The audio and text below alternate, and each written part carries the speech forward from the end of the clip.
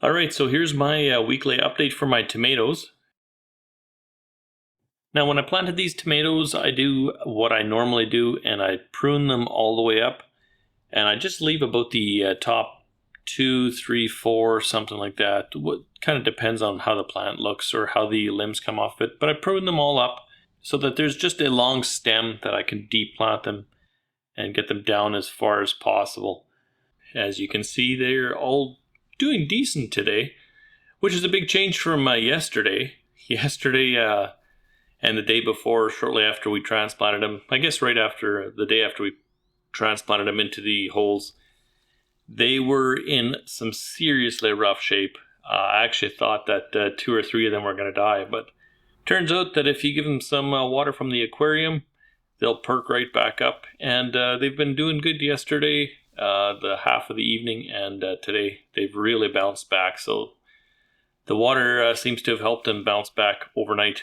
So for those of you that did not watch the first video, the first plant on both rows here is got the egg underneath. The second one has sardines.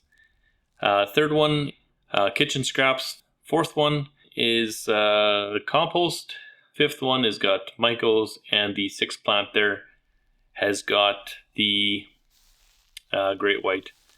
Now you'll see the one Great White plant is just way bigger than the other one, and that's just because they're 2 different varieties, and I took the runt.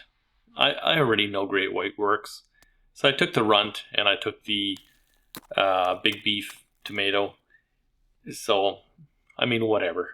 We'll see how they turn out in comparison to the other ones. That's more or less why I wanted to use Great White. Just, I know that's my benchmark.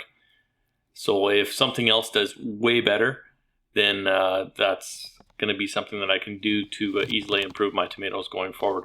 You'll see that I hooked up irrigation here as well, and that's just so I don't have to look after watering these things all the time. I've just got it set up on an automation. It'll run for 5 minutes, and they're 2 gallon per hour drippers set up there. I don't want to just spoil them. I'd rather like the plant to root down and get its own roots and nutrients out of the soil, but if it is dry and I do have the fish water anyway, might as well use it for something, right?